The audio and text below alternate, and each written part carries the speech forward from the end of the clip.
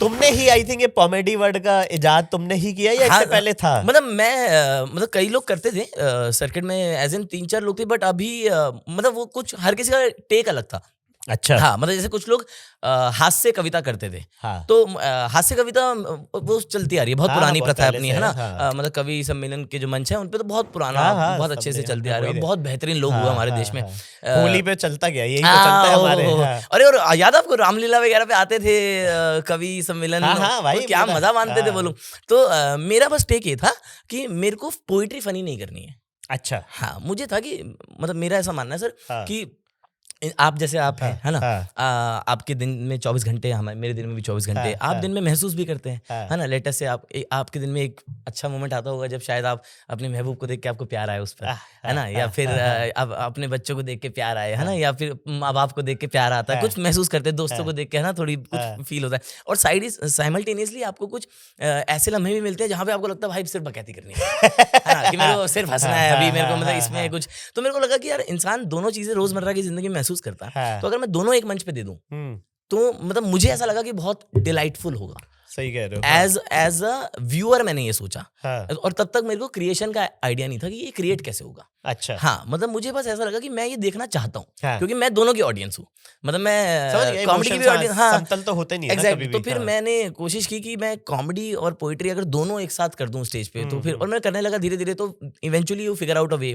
पहले मेरे को समझ नहीं आता था, पहले फ्लो नहीं था। हाँ, तो पहले मैं बड़ा कॉमेडी अलग कर दो, पोइट्री अलग चल रही है। और पहले मैंने शो खराब बड़े किए हैं सर। मैं किसी लाइनअप में रहता था ना, तो फिर बहुत से लोग मेरे को बोलते थे कि यार तू ये मत करके जाइयो अभी, तू करके चले जाएगा, शेर पढ़ देगा दो, उसके बाद ऑडियंस हमसे एक्सपेक्ट करती है कि अरे भाई तुम्हारा, हाँ वो मेरे जोक पंचलाइन से पहले कह रही है इरशाद।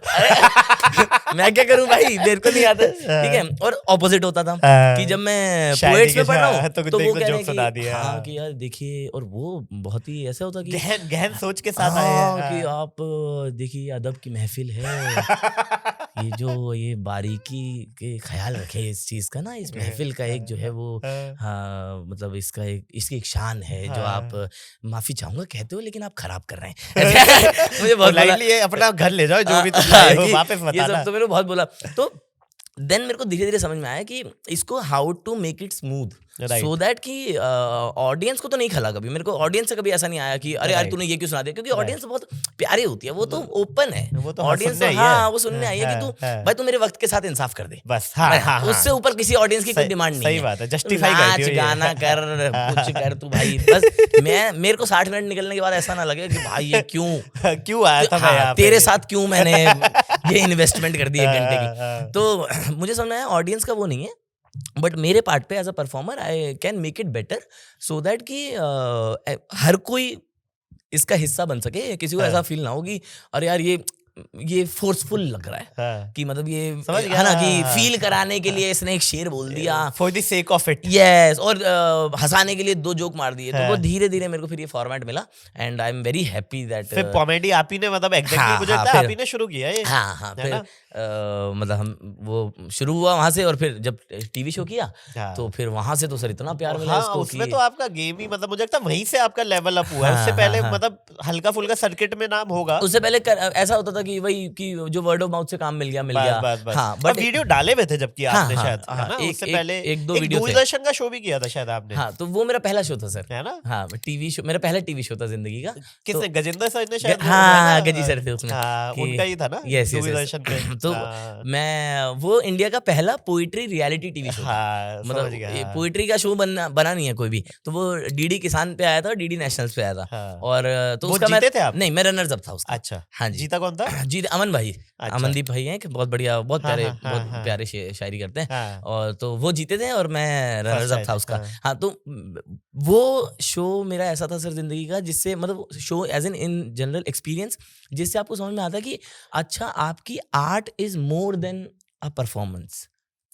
तो आपको पहले क्या लगता है, जैसे पहले आपको क्या लगता है कि मैं जो हूँ, मैं एक कलाकार हूँ और मैं एक परफॉर्मर हूँ, मैं मंच पे जाऊँगा, परफॉर्म करूँगा और निकल जाऊँगा। उस शो के दौरान मैंने समझा कि आप परफॉर्मर से बढ़कर हैं, आप तमाम चीज़ें लिख सकते हैं, जो ज़रूरी नहीं है कि आपको परफॉर्म करनी है। तो वो उस शो ने मुझे एज अ राइटर बहुत पुश किया। आप उसमें औरों के लिए भी लिखते थे नहीं क्या? तो जैसे मेरे को अपनी कैपेबिलिटी के बारे में अच्छा, पता लगा राइट, कि राइट। तो जैसे उस शो के दौरान मैंने गाने लिखने सीखे सर। अच्छा, हाँ, तो मेरे को समझे। ये आइडिया नहीं था, मेरे को ऐसा लगता था कि पोइट्री जो है वो पोइट्री होती है। पोएट्री होगी। बट हिंदुस्तान और जो एशियन कंट्रीज हैं, जैसे पाकिस्तान हो गया, हिंदुस्तान हो गया, बांग्लादेश, जो भी इस तरह की कंट्रीज हैं, यहाँ पर एक बहुत अच्छा चलन है कि गाने जो हैं वो पोएट्स लिखते हैं। राइट। बाहर ऐसा नहीं है, वेस्ट में ऐसा नहीं है। वेस्ट में song writers totally different, Song poet writer ही डिफरेंट। है, हाँ, वो हाँ। सॉन्ग राइटर ही है। वो समझता है कि कॉम्पोजिशन में कैसे उतार हाँ, के हाँ, हाँ। How to make it catchy, how to Right, convey the emotion. right. वो पोएट्स नहीं है। Right. जैसे विलियम वर्ड्सवर्थ जो थे वो शायद सॉन्ग राइटर नहीं थे, नहीं, हाँ, ऐसे वो हाँ, पोएट poet थे। ही थे, right. हिंदुस्तान में ऐसा नहीं है। Right. हिंदुस्तान में अगर आप कविता जानते हैं, अगर आप गजलें लिखना जानते हैं, अगर आपके क्राफ्ट पकड़ है पकड़ तो है, आप हाँ। बहुत अच्छे गाने लिख सकते हैं। राइट। ये मुझे पता नहीं था। अच्छा। हाँ, और मुझे ऐसा लगता था सर कि गाने लिखने वाले ना जादूगर होते हैं। मतलब मैं as an art form music से बहुत ज्यादा फैसिनेटेड हूँ। अच्छा। हाँ, मतलब मैं बहुत ज्यादा फैन हूँ म्यूजिक का। हाँ। और मैं बहुत ज्यादा बॉलीवुड का बच्चा है ना आपके अंदर, तो मेरे को ऐसा लगता था यार ये ना, मतलब लिटरली मेरे को ऐसा लगता था कि ये ऊपर वाले की नेमत है जो संगीत कर पाते हैं। अरे मतलब क्या गाना तो है ही है, हाँ। लेकिन जो सोच भी पाते हैं कि मुखड़ा लिख दिया, अंतरा लिख दिया, मेरे को ऐसा लगता था भाई ये तो मतलब कुछ लिटरली। आपको याद है, आपको टीवी शोज में ना या फिर वेब सीरीज में एक वो आता है, मोमेंट आता है जिसमें एक बंदा ऐसे बैठा होता है और ऊपर से ना बहुत सारी रोशनी पड़ती है, और फिर उसको कोई आइडिया आ जाता है। मेरे को ऐसा लगता था म्यूजिशियन यही होते हैं। नादान बालक बेचारा। हाँ, कि मेरे को, और मेरा कोई ताल्लुक नहीं था ना संगीत से, मैं बस फैन रहा हूँ एज अ लिसनर, है ना। और हर तरह का संगीत सुना है मैंने, हर तरह का म्यूजिक में। कौन सा फेवरेट गाना कौन सा है? फेवरेट गाना मेरा वो है सर, कभी कभी मेरे दिल में ख्याल आता। हाँ, वो मैं बहुत एकदम कि कभी कभी मेरे दिल में ख्याल आता है आई एम फीलिंग ब्लेस्ड। ये तो बहुत ज्यादा आता है सर। कभी कभी आता है नॉट फीलिंग ब्लेस्ड। ज्यादातर तो ब्लेस्ड ही फील कर रहा हूँ। तो वो मुझे बहुत पसंद है कि क्योंकि इस गाने की जो लास्ट लाइन है वो ऐसी है कि मैं जानता हूँ कि तू गैर है मगर फिर भी। जैसे पूरा गाना क्या है कि कभी कभी मेरे दिल में ख्याल आता है कि ये तू होती तो ये होता, तू होती तो ये होता, तू होती तो ये होता। पूरा गाना आपने बता दिया, और फिर लास्ट में वो ये रिवील करते हैं कि मैं जानता हूँ कि तू गैर है मगर फिर भी। कि मतलब बेसिकली वो पूरा जो इमेजरी आपने बनाई वो बिल्ड तोड़ दी। तो मैं तो बहुत ज्यादा रिलेट करता हूँ ब्रेकअप के बाद से। तो गाइस, ऐसी छोटी छोटी क्लिप्स में पैक आपको बड़ा एंटरटेनमेंट चाहिए, so don't forget to like, share and subscribe to काफी वाइल्ड लाइफ शो क्लिप्स।